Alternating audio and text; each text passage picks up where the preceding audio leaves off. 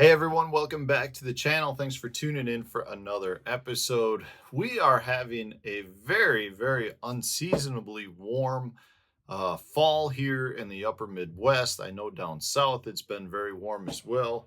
And as much as that's kind of got a lot of the fish movement kind of on hold, a little bit of a standstill where the fish just are not setting up where they need to be, the one technique that it is very much enhancing is this guy right here. This has been a fantastic frog fishing fall for people all over the country, and it simply has to do with that warmer weather. So today I'm going to give you a few tips as to what to look for, why this is actually being such a big player right now, and overall just some tips that you can do to enhance the number of fish that you catch with your frogs. Today's video is brought to you by the Deep Dive app, which will help you select the best fishing places in the lake with features like the lake level, the current flow, the top baits tool, which will help you select the best baits for certain locations throughout the lake. Whether that's a clear water, stained water, dirty water, it'll choose the best bait for that location, provide you with all the information like what structure, what retrieve, different reel, all of the information that you need to catch the fish. This is in the app. The cool part about this app, though, is it's not just based on areas. It does provide you with specific tournament winning data that has been collected to help you figure out your best choices for baits and locations for whatever region of the lake it is that you want to fish. On top of that, not only does the app provide you with best locations, it gives you water clarity as well. So maybe you're on a lake like Lake Eufaula, where there is a bunch of different water clarity located throughout the entire lake. This will help you identify the clearest portions as well as the dirtiest portions of the lake. Plus, the Deep Dive app has now added the wind effect map, which is going to take all of the different wind conditions for the past couple of days and show you what banks on the lake are being hit the hardest.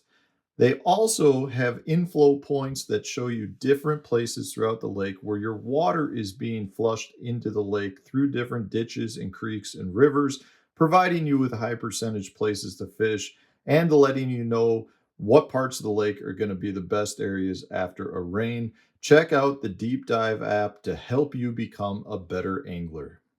So, as I mentioned, this unseasonably warm weather has done a couple of things. One, it's definitely maintained a relatively high water temperature for this time of year. And what that's done is it's kept a lot of the largemouth up shallower than they normally would be this time of year. I mean, we're talking it's November right now in my neck of the woods. Last year at this time, we had ice on the lakes, and right now we still have a lot of lakes that are in the middle of turnover, which means you're talking about mid 50-degree water temps. And when that happens, a lot of your fish in the lakes are going to be shallower just because you've got some watercolor in the lake itself. You've got the bottom, or the water actually turning over in the lake, which means a lot of your fish that were deep are shallow. A lot of your shallow fish are deep. It just means you have a lot of fish that are still shallow. And because we're talking about a time period where you've got some cooler water temps, a lot of these fish, being cold blooded, are still looking for warmth, meaning they're going to be looking for those objects that are going to be absorbing sunlight and retaining heat. And a lot of that stuff this time of year is going to be your shallowest water. So if you've got areas that still have some floating vegetation matted up, maybe it's some dead vegetation, but it's still forming a mat. So a lot of times you're talking about like your cattails that have fallen over. So you get like a mat from the cattails, and the cattails absorb heat, produce warmer water in that general vicinity. A lot of the lakes we still have relatively good green weeds. So if you've got some floating mats of green grass, or you've got some milfoil or hydrilla mats, those are going to be key objects to be looking for, as well as any of your other hard targets.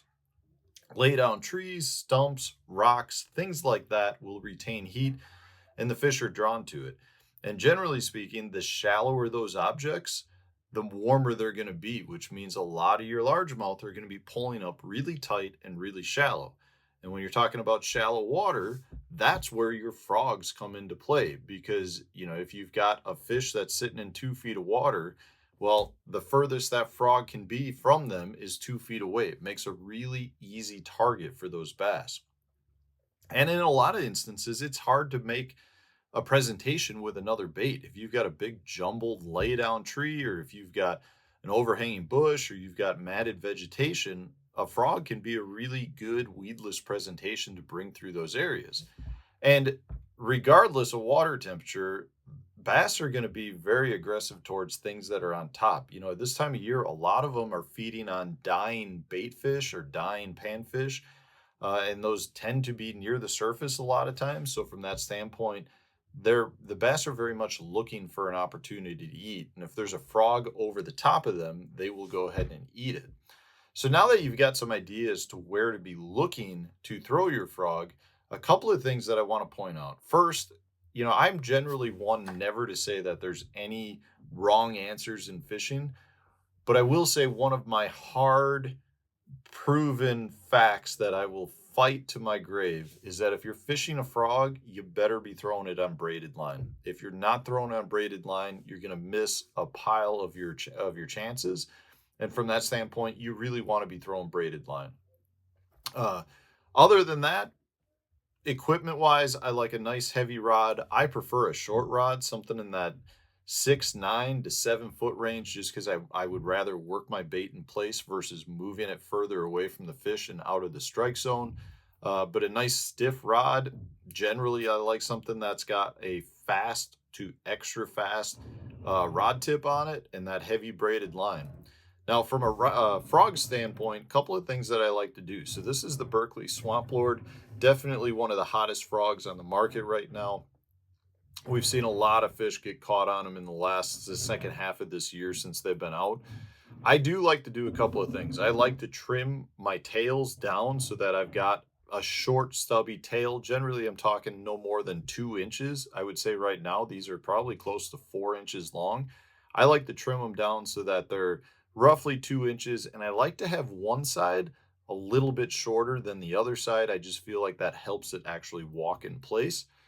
So that's one thing I'll do. I also then like to add some form of beads into these. Generally, I'll throw either little tungsten balls.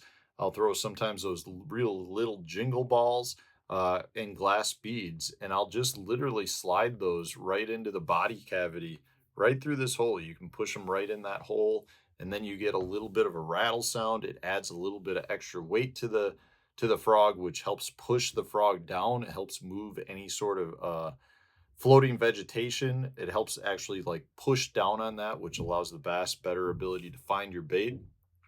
And then one other thing I really like to do, if I'm still looking to add a little bit more weight, is I'll take some solder or lead wrap, and I'll actually wrap around both hook shanks right in this region where they've got the plastic tubing, and that just helps add a little bit of extra weight as well. Generally speaking, I like my frogs to sit in the water, not necessarily flat. I like to have them sit nose up. So instead of them sitting perfectly horizontal in the water column, I like to add enough weight where they're actually sitting like that.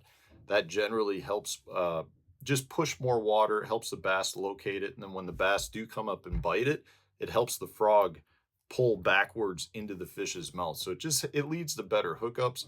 That's something I really like to do.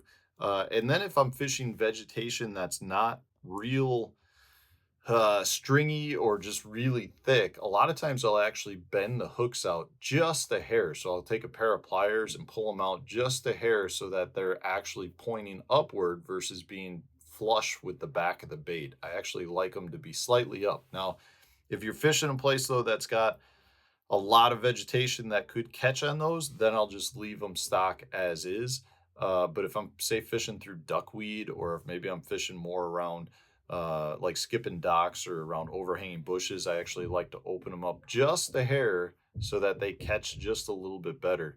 But ultimately, most of these frogs nowadays, right out of the package, are pretty much ready to go. When we first started throwing frogs, we're talking about like the old scum frog or the snag proof frogs.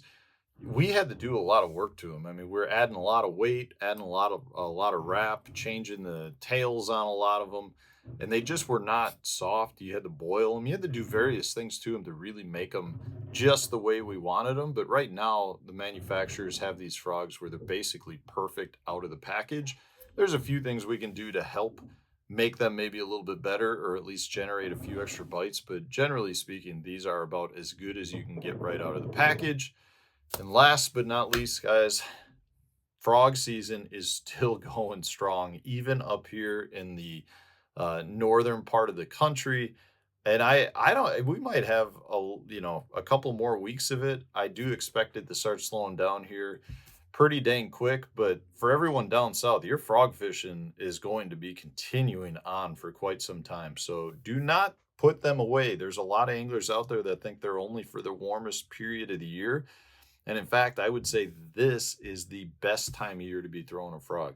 So let me know in the comment section, what are some of your preferred frogs to use? What are some other little frog tips that you guys like to apply to your frogs so that we can learn from you guys as well? Otherwise, thanks for watching. I appreciate all of you that watch on a daily basis. If you haven't subscribed yet to the channel, please subscribe to the channel and hit that like button if you enjoyed it. Otherwise, stay tuned. We'll have a new video coming out tomorrow.